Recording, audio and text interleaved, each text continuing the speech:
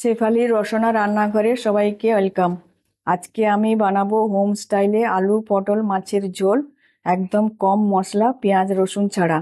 ঝোল বানানোর জন্য এখানে 4 পিস কাতলা মাছ ভালো করে ধুয়ে নুন হলুদ মাখিয়ে রেখেছি।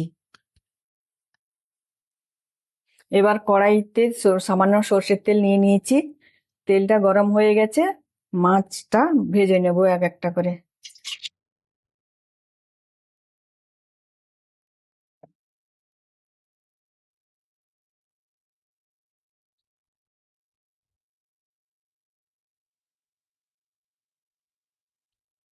আমার মাছটা একটা পিঠ হয়ে গেছে, এবার আর একটা পিঠের জন্য আমি মাছগুলো উল্টে দিচ্ছি।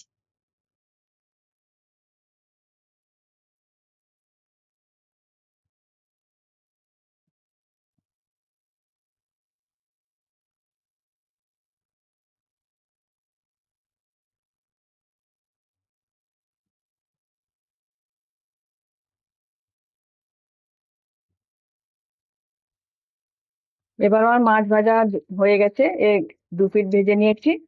এবার আমি প্লেটে তুলে নেবো।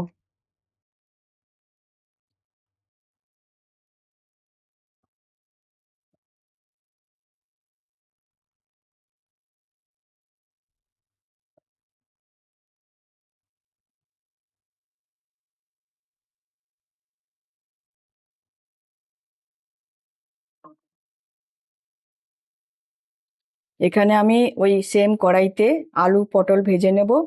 এখানে 5 পিস পটল নিয়েছি, মাঝখান দিয়ে হাফ করে নিয়েছি। একটা আলু নিয়েছি, চৌকো করে কেটেছি। আপনারা চাইলে লম্বা লম্বা করে কাটতে পারেন। এবার আমি আলু পটলটা ভেজে নেব।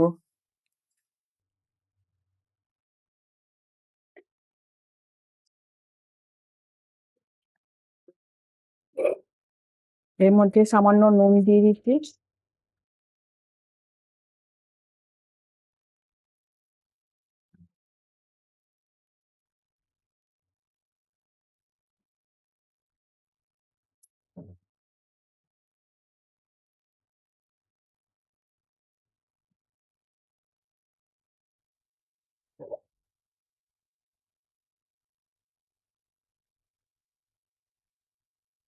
সামান্য হলুদ দিয়ে দিচ্ছি।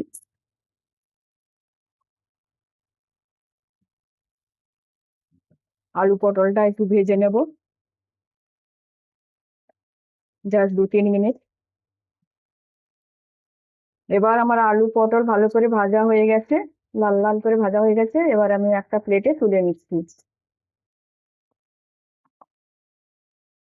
সেম কড়াইতে আমি খানিকটা সর্ষের তেল দিয়ে দিয়েছি। সর্ষের তেলটা গরম হবে। আমি সব রান্নাটা সর্ষের তেল দিয়ে করছি, কারণ মাছটা সর্ষের তেল দিয়ে রান্না করলে তার স্বাদটা আলাদা আসে। আপনারা চাইলে সাদা তেল দিয়েও করতে পারেন। তেলটা আমার গরম হয়ে গেছে, এবার আমি এর মধ্যে কিছু ফোড়ন দিচ্ছি। একটা শুকনো লঙ্কা আর সামান্য একটু গোটা জিরে আর একটা তেজপাতা।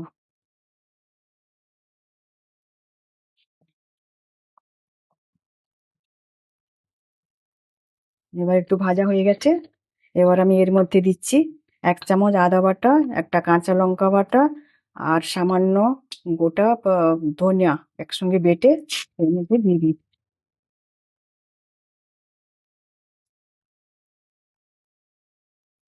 কিছুক্ষণ একটু ভাজবে ওটা, যাতে কাঁচা গন্ধটা না বেরোয়। 2 মিনিট ভেজে নেবে। এবার আমার আদা আর ওই মশলাগুলো ভাজা হয়ে গেছে, কাঁচা গন্ধটাও চলে গেছে। এরপর আমি কিছু গুঁড়ো মশলা অ্যাড করব। এর মধ্যে আমি 1 চামচ কাশ্মীরি লঙ্কা পাউডার দিয়েছি, 1 চামচ জিরে পাউডার, হাফ চামচ হলুদ পাউডার আর সামান্য একটু চিনি দিয়ে আমি একটু গরম জল দিয়ে পেস্টটা বানিয়ে নেব। এই জন্য গরম জল দিচ্ছি, কারণ যাতে আমার মশলাটা না পুড়ে যায়।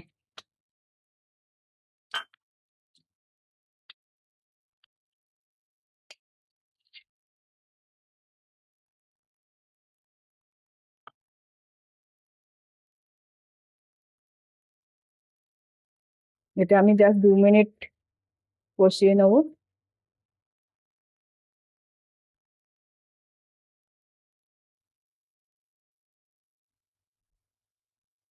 এবার আমার মশলাগুলো 2 মিনিট কষিয়ে নিয়েছি।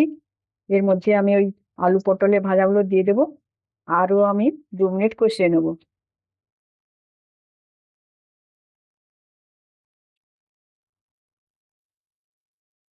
এবার আমার সবজিগুলো কষানো হয়ে গেছে। এবার আমি এর মধ্যে পরিমাণ মতন জল দিয়ে দেবো, গরম জল।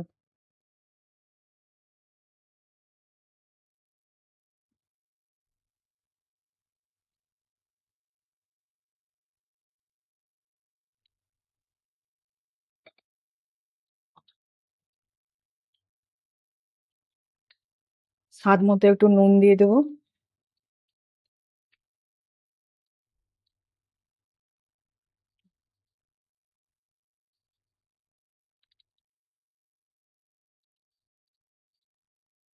এবার ফুটে উঠলে মাছটা দিয়ে দেবো। এবার ফুটে উঠেছে। এবার আমি মাছটা আর একটা করে এর মধ্যে দিয়ে দেবো।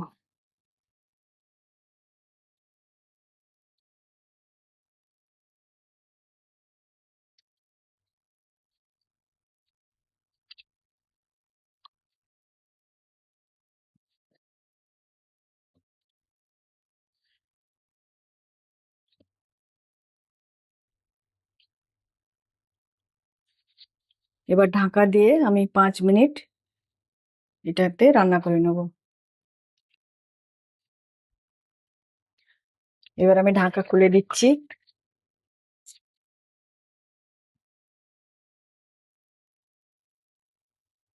মাছের ঝোলটা আমার হয়ে গেছে। এবার আমি গ্যাস বন্ধ করে কিছুক্ষণ ঢাকা দিয়ে রেখে অন্য প্লেটে নামিয়ে নেব। প্লেটে আমি ঢেলে নিয়েছি, পরিবেশনের জন্য রেডি।